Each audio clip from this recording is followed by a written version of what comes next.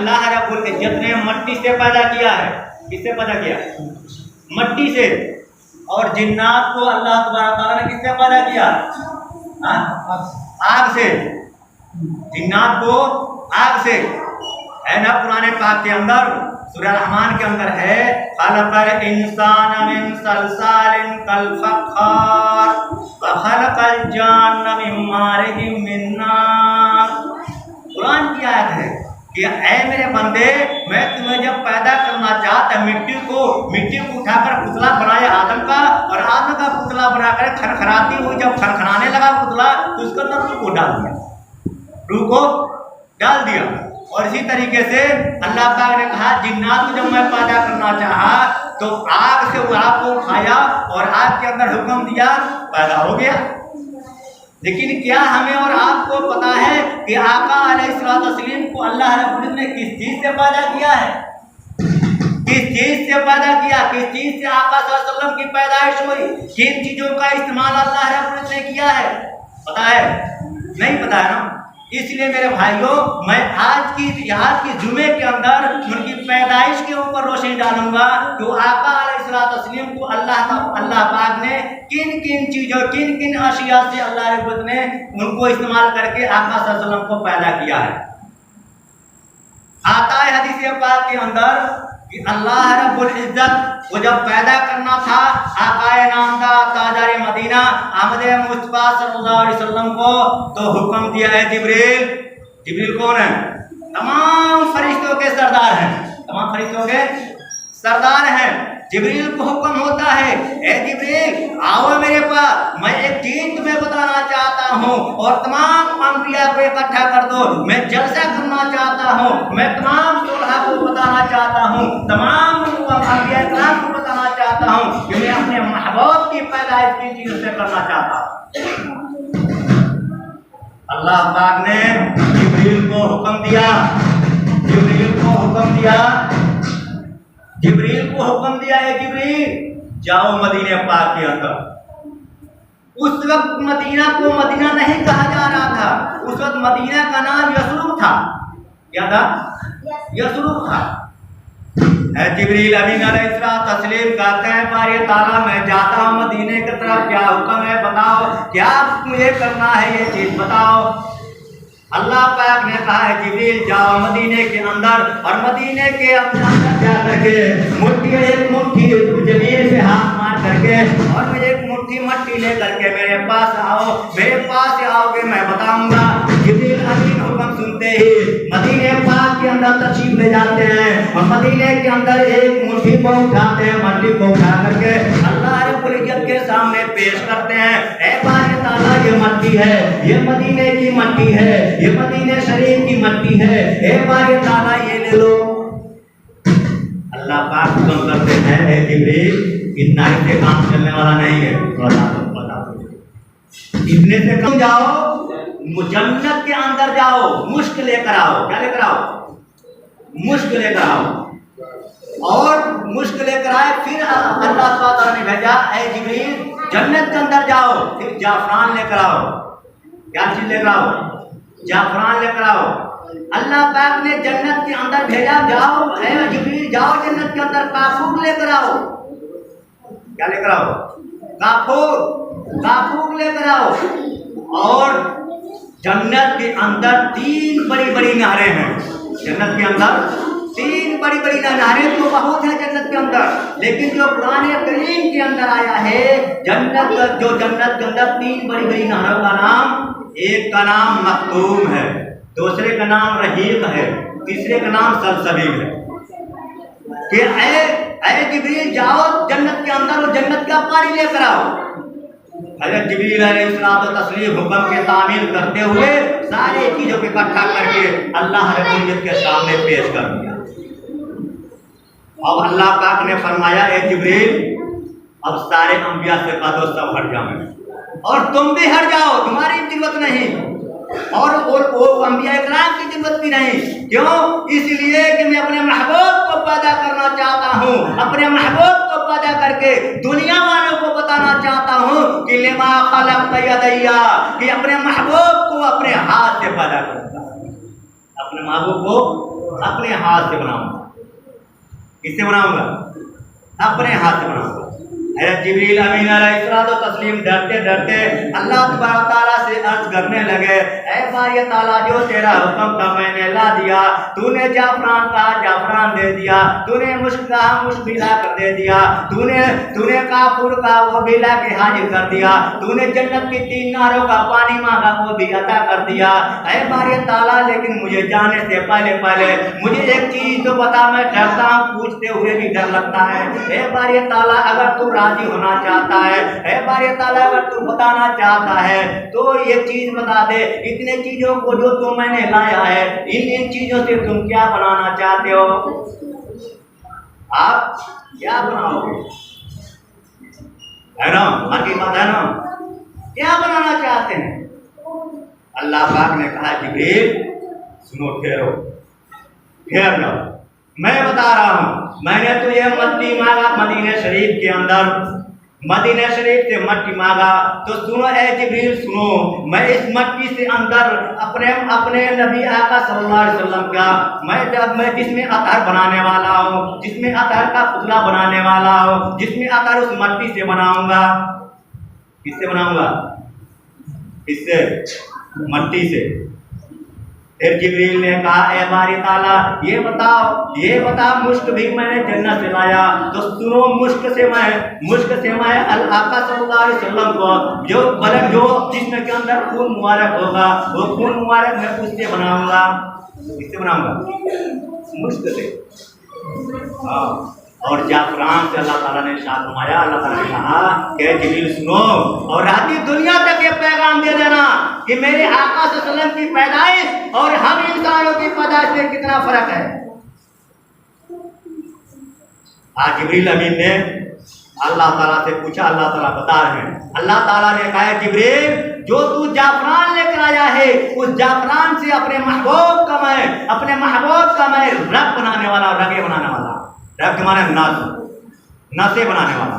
کیا بنانے والا؟ نسے بنانے والا. پھر جبریل نے پوچھا اے باری تعالیٰ تو کافور بھی منگایا ہے؟ تو جبریل امین نے کہا، اے اللہ تعالیٰ نے کہا ہے جبریل سنو، اس کافور سے میں اپنے محبوب کے جسم کے اندر ہڈی مبارک بناؤں گا. کیا بناؤں گا؟ ہڈی مبارک. کافور کا جنت کے اندر ایک کافور ہے، جو کافور جو ہے لکڑی ہے اور خوشبودار لکڑی ہے. تو کیا ہے؟ خوشبودار لکڑی ہے. حدیث پاک کے اندر آیا ہے کافور اگر دنیا کے اندر آ جائے پوری دنیا معطر ہو جائے، پوری دنیا معطر ہو جائے. اللہ پاک نے کہا ہے جبریل میں تمہیں سنبل منگایا ہے، سنبل سے میں اپنے آقائے نامدار تاجر مدینہ احمد مصطفیٰ صلی اللہ علیہ وسلم کا جس میں عطر کے بال مبارک بنانے والا ہوں. سنبل کو مانا ہوتا ہے گھاس. سنبل کو مانا ہوتا ہے گھاس. یہ قرآن کریم کا لفظ ہے سنبل. سنبل کو مانا کیا ہوتا ہے؟ گھاس پودا. اس پودے سے کیا بنائے گا اللہ پاک؟ کیا بنائے گا؟ بال مبارک. یعنی جتنے جسم کے اندر بال ہوں گے اس سنبل سے اللہ پاک نے بنایا ہے. اور 3 نہروں کا پانی مانگا تھا، 3 نہروں کا پانی مانگا تھا. تو جبریل نے کہا ہے باری تعالیٰ وہی بتا دیجیے کہ 3 نہروں کا پانی آپ کیا کریں گے؟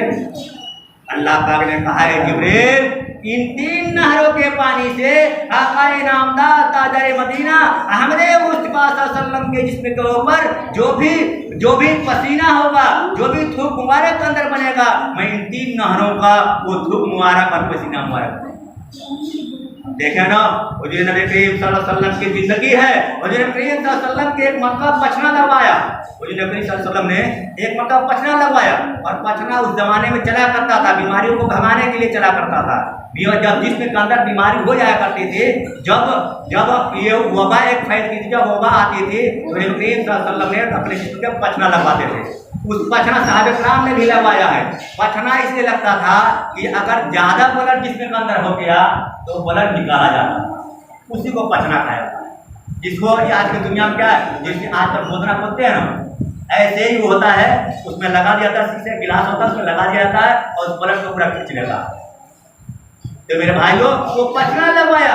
آقا صلی اللہ علیہ وسلم نے ارشاد فرمایا کہ میرے جسم کا خون ہے، میرے جسم کا بلڈ ہے. اے میرے صحابہ کہیں ایسی جگہ جاؤ دفن کر دو جہاں کسی کی نظر نہ پڑے، کسی کا پیر نہ پڑے۔ وہ صحابی اٹھتے ہیں اور کٹورے کے اندر لے کر آتے ہیں اور کہتے ہیں یا آقا صلی اللہ علیہ وسلم آپ کا لہو مبارک ہے، آپ کا خون مبارک ہے، میں ایسے جگہ دفن کر دوں گا کہ کسی کو پتہ نہیں چلے گا۔ وہ صحابی لے کر آتے ہیں اور تھوڑا کنارے ہو کر اس بلٹ کو کیا کرتے ہیں؟ پی جاتے ہیں۔ کیا کرتے ہیں؟ پی جاتے ہیں۔ پھر آقا صلی اللہ علیہ وسلم کے پاس جاتے ہیں اور کہتے ہیں آقا صلی اللہ علیہ وسلم اس بلٹ مبارک کو میں نے کیا کیا ہے؟ چھپا دیا ہے، دفن کر دیا ہے، اور ایسی جگہ چھپایا ہے کہ دنیا اسے پتہ نہیں لگا سکتی۔ آقا صلی اللہ علیہ وسلم نے پوچھا ہے میرے صحابہ کہاں چھپائے ہو؟ آقا وہ صحابی ارشاد فرمانے لگے اے آقا مدنی صلی اللہ علیہ وسلم، اے میں تو آپ پہ میری جان قربان، آپ پہ میری اولاد قربان، آپ پہ میری ہر طریقے کی جان نثار قربان۔ اے میرے آقا صلی اللہ علیہ وسلم، آپ کا بلڈ اطہر تھا، آپ کا خون مبارک تھا، میں زمین میں دفنانا مناسب نہیں سمجھا، زمین میں اس کو ڈالنا مناسب نہیں سمجھا۔ اے مدنی صلی اللہ علیہ وسلم، اس خون مبارک کو میں نے تو پی لیا، میں نے تو آقا صلی اللہ علیہ وسلم نے ارشاد فرمایا کہ میرے صحابہ سنو سب جمع ہو جاؤ، میں جنت کی بشارت دینا چاہتا ہوں۔ جس صحابہ کے اندر آقا مدنی صلی اللہ علیہ وسلم کا خون اطہر اس کے جسم میں چلا جائے، جہنم کی آگ لگ جائے، جہنم کی آگ لگ۔ میرے بھائیو تو یہ ربیع الاول کا مہینہ ہے۔ اس ربیع کا معنی ہوتا ہے بہار کے، ربیع کا معنی ہوتا ہے بہار کے، یعنی خوشی خرم والا موسم۔ میرے بھائیو آقا مدنی صلی اللہ علیہ وسلم، آقا مدنی صلی اللہ علیہ وسلم جس دن پیدا ہوئے، جس دن اپنی ماں کے پیٹ سے باہر آئے، حضرت آمینہ کے پیٹ سے باہر آئے، تو اس وقت ماں کا کیا نام تھا پتا ہے کیا نام تھا؟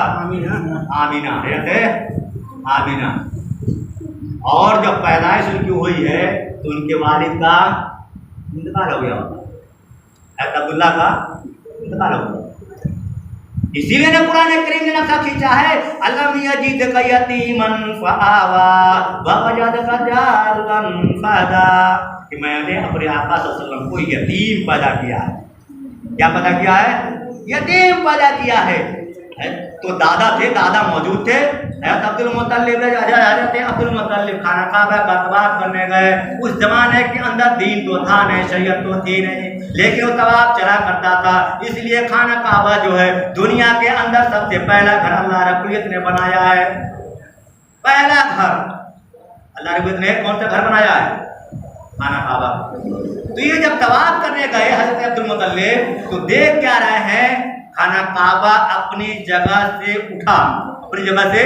اٹھا اور سیدھے نیچے جا رہا ہے، نیچے جا کر کے پھر کھڑا ہو۔ ان کو تعجب ہوا۔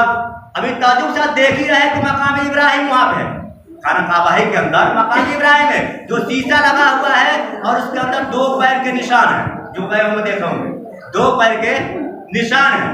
وہ بھی اپنے جیسے اٹھا اور وہ بھی جھکا اور جھک کر پھر کھڑا ہوا، جھک کر کے پھر کھڑا ہوا۔ یہ عبد المطلب دیکھ کر تعجب پڑ گئے، یہ ماجرا کیا ہے؟ فوری طور پہ ہم بھی ڈر جاتے ہیں، آپ بھی ڈر جاتے ہیں۔ یہ مسجد ہے، مسجد اپنی جگہ سے اگر ہلنا دھلنا شروع کر دے اور نیچے جانا شروع کر دے تو سب لوگ ڈر جائیں گے، سب لوگ باہر ہو جائیں گے۔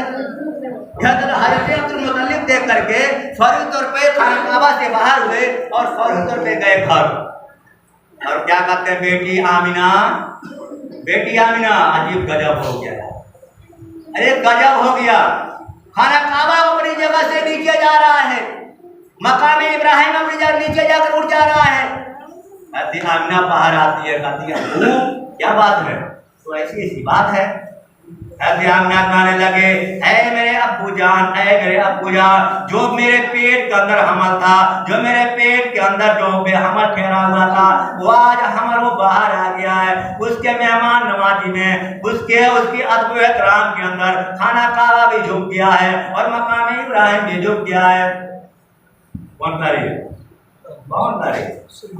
حضرت آمینہ کہہ رہے ہیں میرے بھائیو، لیکن اگر نہیں جھکنے والے ہیں تو ہم اور آپ ہیں، نہیں جھکنے والے ہیں تو ہم اور آپ، ٹھیک ہے؟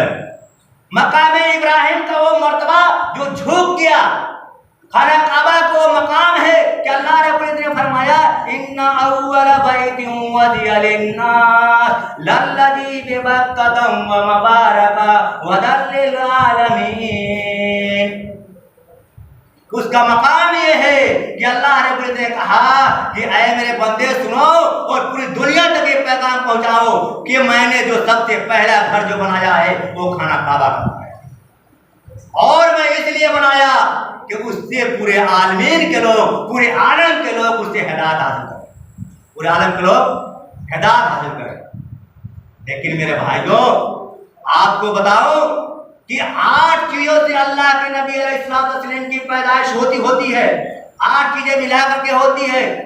लेकिन आपको एक नुक्ते की बात बता रहा हूं, आपके चेहरे पे 8 चीजें हो गई, 8 चीजें आ गई। आपके अंदर क्या है? बाल है, अल्लाह रब्बुल इज्जत ने क्या बनाया? बाल बनाया, बाल है चेहरे पे। अल्लाह रब्बुल इज्जत ने मट्टी से जिसमें आधार बनाया, जिसमें आधार का हिस्सा चेहरा है। अल्लाह रब्बुल इज्जत ने हड्डी बनाया काफूर से, हड्डी है चेहरे के अंदर, चेहरे के अंदर हड्डी भी है। अल्लाह रब्बुल इज्जत ने खून मुबारक बनाया है, चेहरे के अंदर खून।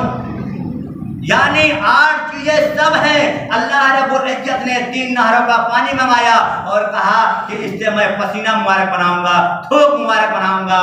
तो उस चेहरे के अंदर है नहीं है? चेहरे के अंदर है नहीं? थूक भी है, पसीना भी है।